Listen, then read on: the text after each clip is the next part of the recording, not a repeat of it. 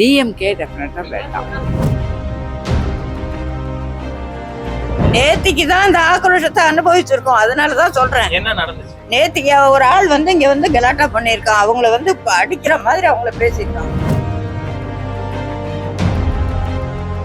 உனக்கு வேணும்னா ஹிந்தி படிச்சுக்கோ, இல்லை நீ கன்னடா படிச்சுக்கோ, மராட்டி படிச்சுக்கோ, ஏதாவது படிச்சுக்கோ. அவங்க யாரும் ஹிந்திக்கு நிற்கவே இல்லை.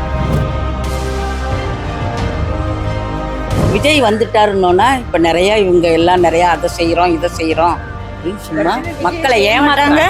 விஜயம் செய்ய போறதில்லை. அவர் வேஸ்ட், சும்மா வாய் தான். ஆமா, ஏன்னா அவர் ஃபர்ஸ்ட் ஆஃப் ஆல் சிலோன்காரு. அவர் என்னதான் இது பண்ணாலும் அவர் அவங்க சைடுக்கு தான் பார்க்க இது பண்ணுவார் தவிர தமிழ்நாட்டுக்கான எதுவும் செய்ய மாட்டாங்க. பாரதிய ஜனதா கொடுக்குறாங்க, காங்கிரஸ் கொடுக்குறாங்க, டிஎம்கே கொடுக்குறாங்க, ஏடிஎம்கே கொடுக்குறாங்க, என்னென்ன கட்சி இருக்கோ எல்லா கட்சியும் இப்போ காசு கொடுக்குறாங்க. இங்கே கஞ்சா விற்கிறேன்றாங்க. நிறைய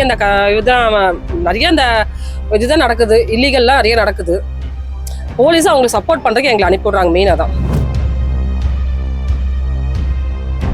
2026 இவங்க சிஎம் ஆனாங்க அப்படின்னா மக்களுக்கு என்னென்ன தேவைகள் இருக்கு, அவங்க சிஎம் ஆனாங்க அப்படின்னா மக்களுக்கு என்னென்ன செய்வாங்க அப்படிங்கறத சில கருத்துக்களை நம்ம கேட்க போறோம்.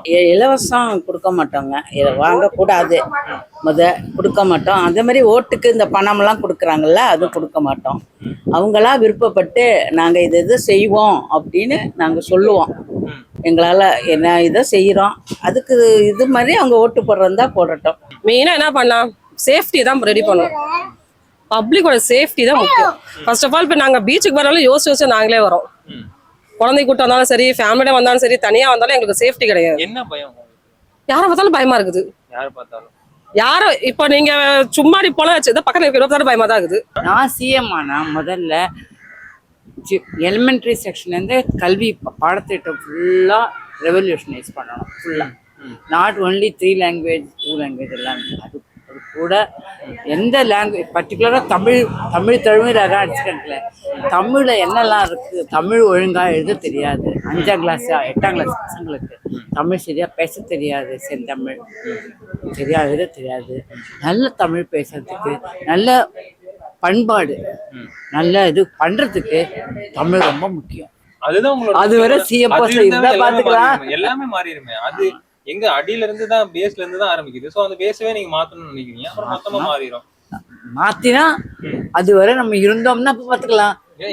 தூக்கிடுவாங்களே ஏதாவது சொன்னா, அவ்வளவுதான். 2026 விஜய்வா, டிவிகேவா இல்ல டிஎம்கேவா? கண்டிப்பா விஜய் வரணும். சொல்ல முடியாது யாருமே. டிஎம்கே என்ன சொல்றாங்களோ அதே தான் பின்பாடுறாரு இவரு. தனக்கா ஒன்னும் தெரிஞ்சு பேசுறது இல்ல அவரு. அதனால டிவிக்கே வருங்கிற நம்பிக்கை கிடையாது. எந்த கட்சி வந்தாலும் எஜுகேஷன்ல கையை வைக்காம, பாலிட்டிக்ஸ் இல்லாம எல்லா குழந்தைகளும் ஏழை பணக்கார குழந்தைகளும் நல்லா படிக்கணும். பெண்களுக்கு நல்ல சேஃப்டி இருக்கணும். வயசானவங்களுக்கு, சின்ன பொங்கலுக்கு, படிக்கிறவங்களுக்கு எல்லாருக்கும் நல்ல சேஃப்டி இருக்கணும். கரப்ஷன் கூடாது. டிஎம்கே டெஃபினட்டா வேண்டாம். வேண்டாம், அவ்வளவுதான். டிவிகே கட்சியை பத்தி உங்களோட அபிப்பிராயம் என்னவா இருக்கு? வருவார், ஏன்னா அவருக்கும் ஒரு சான்ஸ் கொடுத்து பார்ப்போம். ஒரு மாற்றம் வேணும்னு எதிர்பார்க்கறீங்க. அவருக்கும் கொடுத்து பார்ப்போம், செய்வாருங்கிற ஒரு நம்பிக்கை இருக்கு. கண்டிப்பா இப்பதான் அவங்க வந்திருக்காங்க, நம்ம அவங்கள பத்தி என்ன ஏதுன்னே தெரியாது. ஃபர்ஸ்ட் ஆஃப் ஆல் இவங்க இப்ப நிறைய அவங்க பேசுற நியூஸ், அவங்க போடுற பேட்டி, அந்த மீட்டிங்லாம் பாக்குறோம். சொல்றாரு, அவர் இறங்கி என்ன செய்வாருன்னு தெரியாது. ஃபர்ஸ்ட் ஆஃப் ஆல் வருவாரான்ற ஒரு டவுட், வந்தாருன்னா செய்வாரான்னு ஒரு டவுட். இவ்வளவு தூரம் இறங்கிட்டார்ல, ஒரு 150 கோடி செஞ்சா நல்லது. எல்லாரும் எதிர்பார்க்க தெரியுங்களா, யாரா ஏதாவது ஒன்று செய்வாங்களா?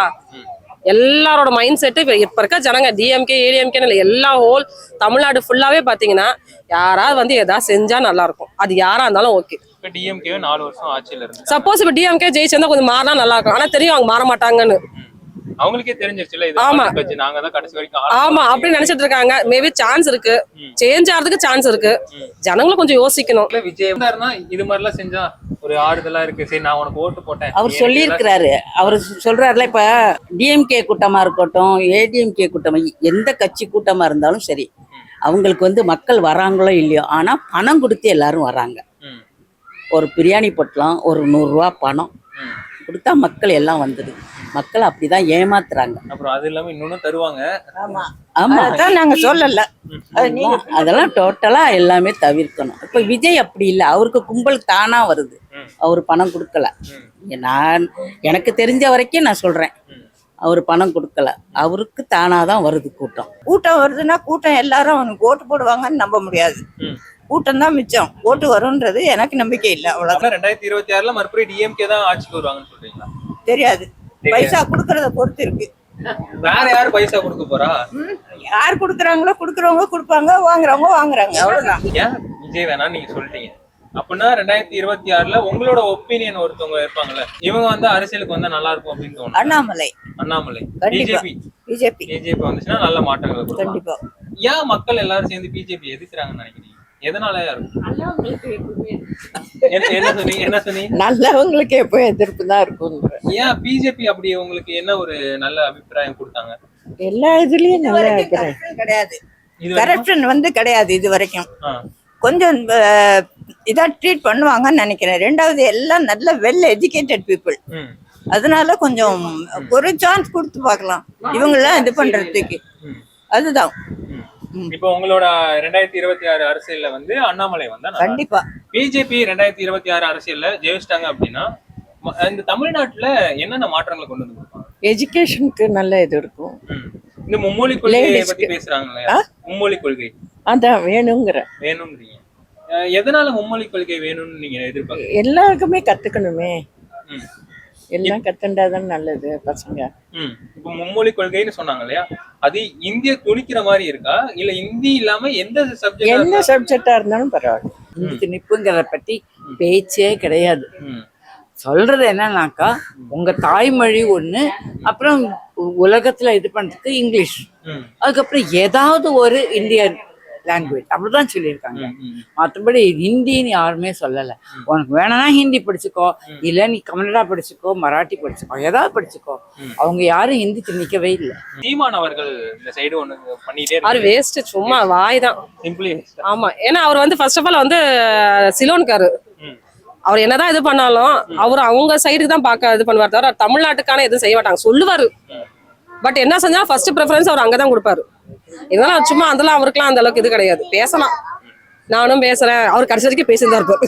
பேசிட்டு வாழ்க்கையை ஓட்டி அவ்வளவுதான், வேற வழி கிடையாது. நிறைய பேர் என்ன சொல்றாங்க அப்படின்னா, காசு கொடுத்து ஓட்டுலாம் வாங்கிடுறாங்க, அதனால மாற்றங்களை எதிர்பார்க்கறது ரொம்ப கஷ்டம் அப்படின்னு சொல்றாங்க. காசு வாங்கிக்கோங்க, நம்ம காசா கொடுக்குறாங்க, அது வாங்குறது தப்பு கிடையாது. வாங்கிட்டு யோசிச்சு ஓட்டு போட வேண்டியதான். அவங்களுக்கு தெரிய போது நீங்க யாருக்கு ஓட்டு போட்டீங்கன்னு. பாரதிய ஜனதா கொடுக்குறாங்க, காங்கிரஸ் கொடுக்குறாங்க, டிஎம்கே கொடுக்குறாங்க, ஏடிஎம்கே கொடுக்குறாங்க, என்னென்ன கட்சி இருக்கோ எல்லா கட்சியும் இப்போ காசு கொடுக்குறாங்க.